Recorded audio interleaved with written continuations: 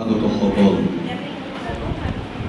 অভিভাৱকসকল, অভিভাৱিকাসকল আৰু সৰ্গম সংগীত বিদ্যালয়ৰ সঞ্চালক নীলেন চন্দ্ৰ মিশ্ৰ প্ৰমুখ্যে কৰ্মকৰ্তাসকল, গানৰ কাৰণে গোট খোৱা এই প্ৰচেষ্টা সঁচাকৈ বৰ সমাজৰ কাৰণে ইতিবাচক তৰংগ বুলি আমি গণ্য কৰোঁ। কাৰণ যোৱা 30টা বছৰে জালুকবাৰী আৰু ইয়াৰ উপকণ্ঠ অঞ্চলত সৰ্গমে গঠন কৰিছে এক ৰুচিবান মানুহৰ সমাজ। অসমৰ জাতীয় জীৱনলৈ উলিয়াই দিছে কিছুমান ৰুচিবান ল'ৰা ছোৱালীক কৃষ্টিক ভাল পাবৰ কাৰণে, দেশৰ মাটিক ভাল পাবৰ কাৰণে। গতিকে সৰ্গমৰ এই শৈল্পিক জয়যাত্ৰা, সৰ্গমৰ লগত জড়িত থকা এগৰাকী ব্যক্তি হিচাপে মই সদায় বিনম্ৰ অভিবাদন জনাওঁ আৰু অতি অন্তৰেৰে প্ৰশংসা কৰোঁ এই উদ্যোগৰ গুৰিধৰোতা নীলেন চন্দ্ৰ মিশ্ৰ। কোনো ৰাজনৈতিক নেতাই নহয়, কোনো সংসদে নহয়, এজন সমাজকৰ্মীয়ে নিজস্ব ব্যক্তিত্ব আৰু সাধনাৰে সমাজখনলৈ বহুত বৰঙণি যোগাব পাৰে। সমাজৰ অলক্ষিত তাৰ অনন্য উদাহৰণ হৈছে নীলেন চন্দ্ৰ মিশ্ৰ ডাঙৰীয়া।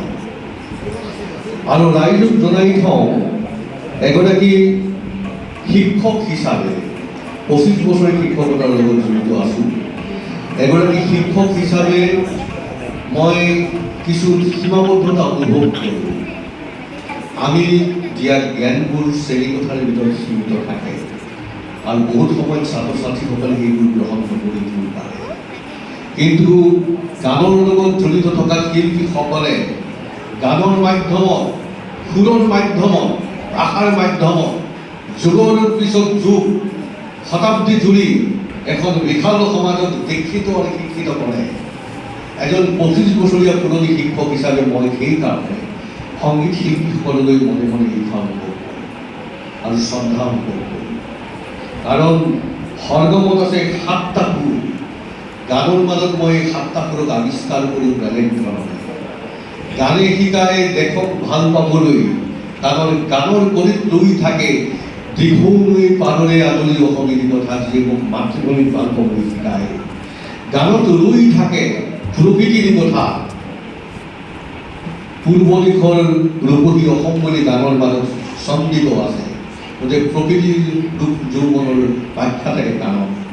গানে শিকাই ইতিহাসক ভাল পাবলৈ, লাচিতৰ কথা আহে, কনকলতাৰ কথা আহে গানত, আহে শিৱাজীৰ কথা, আহে ঔৰংজেবৰ কথা। গানৰ মাজেৰে আহি ইতিহাসৰ ছবি।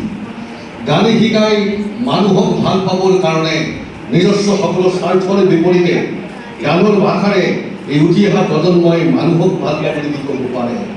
মানুহে মানুহৰ বাবে জ্বলিব ভাবে, কোনে ভাবে নোপোৱা। গানে মানুহক ভাল পাবলৈ শিকায়। গানে ভাল পাবলৈ শিকায় বিভিন্ন সংস্কৃতিক।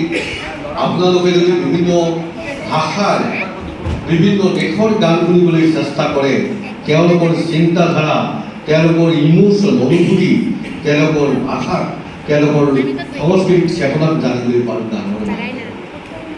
গানে শিকায় জীৱনবোৰ।